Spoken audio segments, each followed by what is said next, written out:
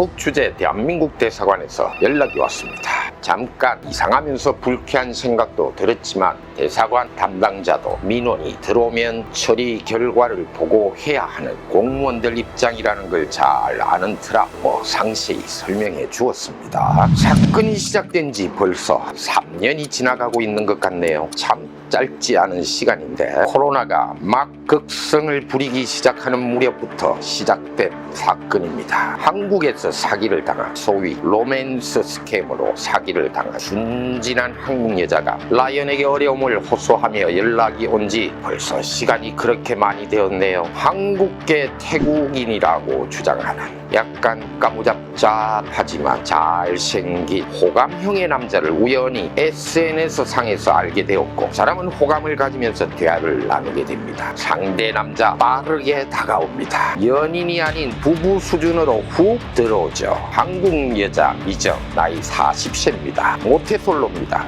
약간의 장애를 가지고 있었을까요? 제대로 연애를 해본 적도 없던 미정. 그녀는 남자에 다정하면서 치밀한 계획에 말려 들어가고 말죠. 미정이 자기에게 빠져들어가고 있다는 걸 감지한 상대. 작업이 시작되었습니다. 멕시코에서 가방을 다 잃어버렸어요. 급하게 송금할 때가 있는데 대신 좀 보내줄 수 없을까? 어차피 앞으로 제 돈은 미정씨가 다 관리해야 하는 거예요. 한국 여자 미정은 모태솔로, 당연히 남자를 잘 모를 테죠. 게다가 자기가 가진 장애 때문에 다양한 사회 경험을 쌓지도 못한 사람. 조금 망설이다 남자가 원하는 대로 돈을 보냅니다. 많지 않게 생각한 금액이 한 차례, 두 차례, 세 차례 5천만 원 이상이 넘어가 버렸습니다. 심지어 대출까지 받아서 돈을 보냈죠. 그리고는 당연하죠. 연락이 없는 상대 남자. 그제서야 알게 됩니다. 자기가 사기를 당했다는 걸. 알고 있는 사실은 단 한 가지. 상대에게 돈을 송금한 계좌번호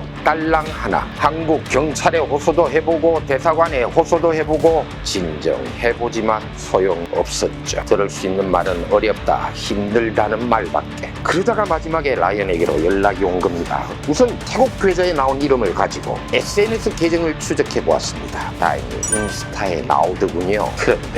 그런데 말입니다. 어이없게도 상대는 남자가 아닌 여자였습니다. 의상실이죠. 이 여자의 엄마가 태국에서 아이들을 가르치는 교사라는 것까지도 알아내었지만 정확한 주소나 신원도 모르고 돈이 입금된 계좌를 추적하기 위하여는 경찰을 통하여 고발을 하는 것이 최선이라는 생각이었습니다. 하지만 이 당시는요, 태국에서도 코로나가 기승을 최고조로 부리던 시절, 법원은 거의 휴업 상태였고 경찰서로 가서 사건을 접수하는 것조차 쉽지 않던 시절이었습니다. 라이언, 가녀린 여자의 목소리에 약합니다. 번역, 공적, 최소한의 비용만을 받고 시작했죠. 사실 코로나가 기승을 부리던 시절인지라 전혀 일감도 없고 시간도 많았다고 고백합니다. 고소장 접수 후에도 코로나를 이유로 상대를 만나지도 못하다가 한참이 걸렸어야 겨우 경찰서에서 그놈이 아닌 그년을 만났습니다. 소노 파시자른 경찰서는요, 방콕을 빠져나가는 외곽 지역 방케라는 곳에 위치해 있는 경찰서죠. 같은 방콕이지만 라이언 사무실에서 거기까지 가려면 1시간 이상이 걸리는 곳인데 참 어렵게 만난 그년 높은 안경을 끼고 말입니다. 띵띵한 얼굴에 몸무게는 아마 80kg 정도 이상 나가 보였죠. 생각과 달리 너무도 순진무하게 생긴 그런 얼굴 생김이었습니다. 변호사를 대동하고 나타난 그녀. 라이언도 순간적으로 넘어갈 만큼 순진무구하고 어눌하게 말을 하더군요. 중개업을 하고 있어요. 그래서 사람들이 제 계좌로 돈을 자주 보내고 있고 돈을 보내온 사람에게 입금된 돈을 돌려주었어요. 제가 한 게 아니에요. 대리가 우리 쪽 태국 변호사가 답변 못하길래 라이언이 직접 물었죠. 여기 보면 돈이 입금되자마자 바로 이체했네요. 제법 큰 금액인데도 그냥 의심도 않고 바로 보낸 거예요. 그럼 누구에게 보냈는지 자료는 있을 테죠. 송금한 자료 가지고 다시 만나기로 일자 잡고 헤어졌습니다. 다음 경찰서에서 만나기로 한 날 당연히 안 나타나더군요. 지가 코로나 걸려서 격리해야 한다고 당시엔 가능하긴 한 핑계죠. 그런데 말입니다. 코로나 격리 끝나고도 안 나오더군요. 몸이 안 좋다, 뭐 한다, 못 간다 하곤 온갖 핑계를 대면서 경찰서 출석을 않더군요. 이 담당 태국 경찰은 경찰대로 왠지 모르게 즉각적인 영장을 발부해달라고 요청을 해도 어기적거리고 그래도 참아야 했습니다. 담당 경찰에게 화내고 따져보았자 우리만 손해니까요. 참고 참다. 작년에 코로나가 살짝 가라앉으면서 위드 코로나로 가는 시점에 더 이상은 기다릴 수 없다는 판단을 내렸죠. 내 돈을 써서라도 직접 법원에 제출해야겠다. 변호사를 시켜서 직접 제소를 한다는 건 따로 변호사 비용이 더 들어가는 거지만 그렇다고 까지 생각할 정도로 경제적 어려움에 있다고 하는 피해자 그 미정 씨에게 변호사 비용을 청구할 수 있는 상황도 아니고 그냥 제 돈 주고 해버렸습니다. 가만 보면 라이언이 돈 못 버는 이유가 있긴 하죠.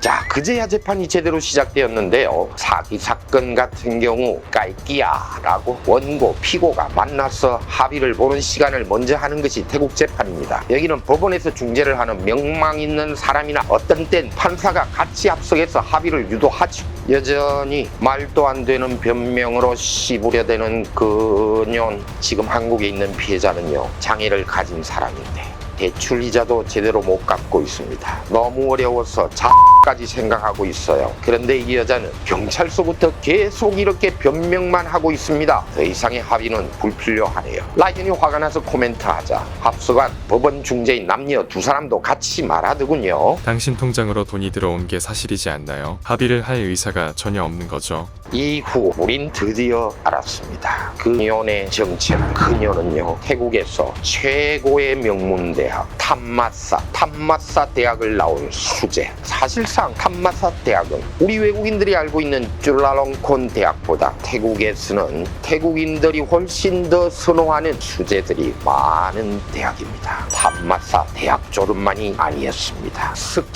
석사학위까지 있더군요. 게다가 말입니다. 그녀의 경력은 더 화려했습니다. 별이 4개가 있더군요. 사승장군. 사기 전과만 4개가 있는 전문 사기꾼이었습니다. 그녀는 한마디로 말해 대갈박이 아주 좋은 년이고 자기 직업에 대한 화려한 경력까지 소유하고 있는 상대하기가 어마어마 벅찬 상대라는 말이기도 합니다. 그랬구나. 경찰서부터 법원까지 여기까지 왠지 알지 못하게 사건이 지연되고 제대로 진행 안 되고 있다는 느낌. 그 느낌이 왜 그런지를 알게 되는 순간이었죠. 우리가 너무 쉽게 생각한 겁니다. 그래서 이제 계속 님자를 붙입니다. 여기 산톰부리 법원입니다. 톰부리에 있는 법원은 방콕이 아닌 방콕 주변 짱화시입니다. 그런데 여기서도 그녀님의 어깃장은 계속되더군요. 우리가 경찰 검찰을 통하여 하다가 왜 직접 변호사가 다시 제소를 한 거냐고. 어깃장.